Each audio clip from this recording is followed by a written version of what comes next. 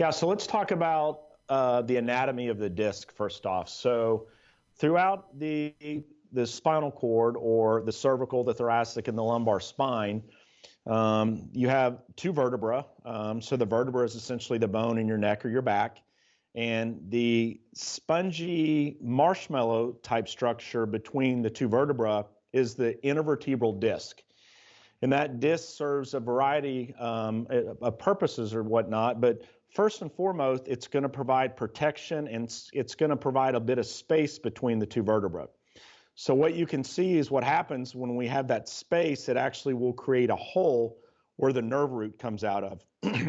So if you can imagine your spinal cord, the primary role of these bones in this canal is to protect the cord and the nerve roots that come off. But as you see the cord, the nerve roots come off of that spinal cord, okay?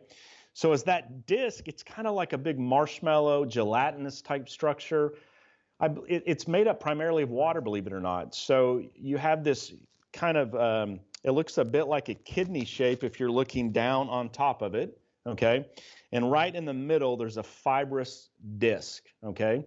Around that disc is the jelly-like substances. So as we move and go about our day-to-day activities, okay, and we're moving our spine and so forth, that disc, the fibrous disc is actually moving and so forth, but it's withheld within the walls of this disc, okay? So a disc herniation, okay, I'm sure many of you have heard of like protrusions or disc bulge, different types of disc injuries. The disc herniation is actually where that disc will actually protrude or herniate out into the space on the side. It can also move to the back or the front. Most prominent though is the back and the side. And what happens with the disc herniation, it actually can pinch, irritate, compress, whatever you want to call it, the nerve root. Okay, and so what happens is when we irritate or put pressure on a nerve root, you potentially may experience pain in some other type of your body. For instance, sciatica. Okay, we've all heard of the sciatic nerve. Sciatic is irritation of the sciatic nerve. There's likely or potentially pressure of that nerve in the low back, and then we're going to feel it maybe down into the leg. So, quickly to recap, the disc is the spongy marshmallow structure in between two vertebrae. In a healthy disc, we want there to be a wide margin or space maintained there.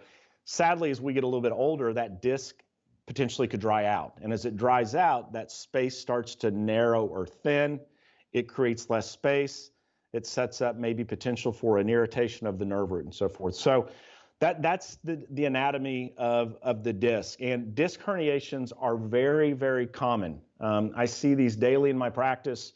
There's all different ways to diagnose these. First off, we're going to take a comprehensive history. Do you have radiating pain down into your leg? If you experience some type of form of radiating pain into your arm or your leg, it's got us thinking that you might have an irritation of a nerve root, potentially a herniated disc. The exam, obviously, we've talked about this in the past. The physical examination is a very important integral component of that first visit. There's certain orthopedic tests and exams that we can do that leads us down a path if it's potentially a disc issue, neurological testing and so forth, so range of motion testing. Now, related to plain film MRI and X-ray, MRI is going to be our better option because it's actually going to show us what the disc is doing. If the disc is herniated, if the disc is bulging, X-ray is just going to show us what the bony structures look like, okay?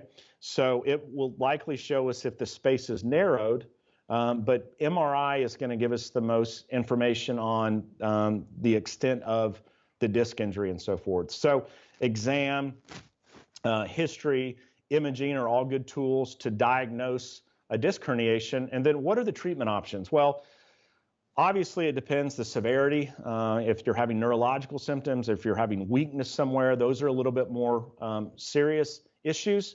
But first off, stabilization, physical therapy, exercise are typically very good first-line defenses, conservative options for this. And so the goal ultimately with any type of rehab is we want to develop more stability around that area to reduce pressure and load on that disc. Because ultimately, if that disc is protruding or bulging, we want to reduce the size of that disc to take pressure off the nerve root. ultimately reduce your symptoms, your pain. If you do have some type of extremity pain, arm pain, leg pain, we can resolve that as well. So, I live in a conservative world here at Tulsa Spinal Rehab, but I would say that therapy is a very good option for us initially. Activity modification, self-management. Obviously, if you sit a lot, if you're bending repetitively throughout the day, we would want to have a discussion on biomechanics, how you could prevent exacerbating that or irritating that disc over and over again. Sitting, getting up off your butt, moving as well. There's a lot of medications. We've all heard of prednisone, steroids, those prescription medications. The goal of that obviously is to reduce the inflammation in that disc, once again, to reduce pressure on the nerve root. Many times these options, conservative options, can be used in conjunction.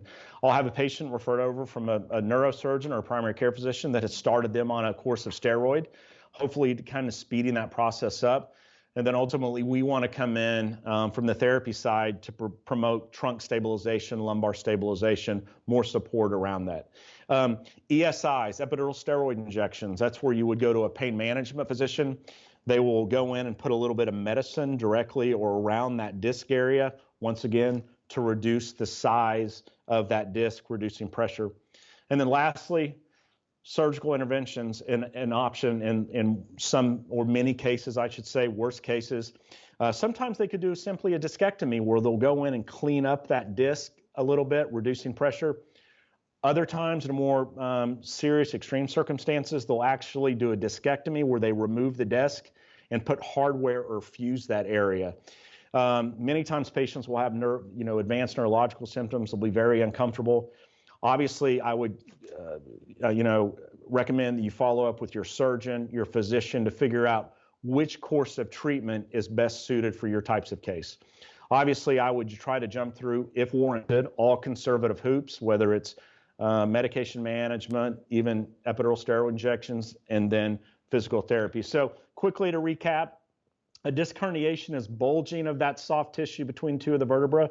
Typically, or can be very uncomfortable, puts pressure on a nerve, which may relate to some other part of your body, whether your arm or your leg. Diagnosis-wise, we talked about exam, history, possibly MRI, and then the conservative options, medications, physical therapy, epidural steroid injections, and then, unfortunately, surgical option is necessary at some point. So if you are diagnosed with a herniated disc, like I said, I encourage you to follow up with your physician, figure out which course of treatment is best for you.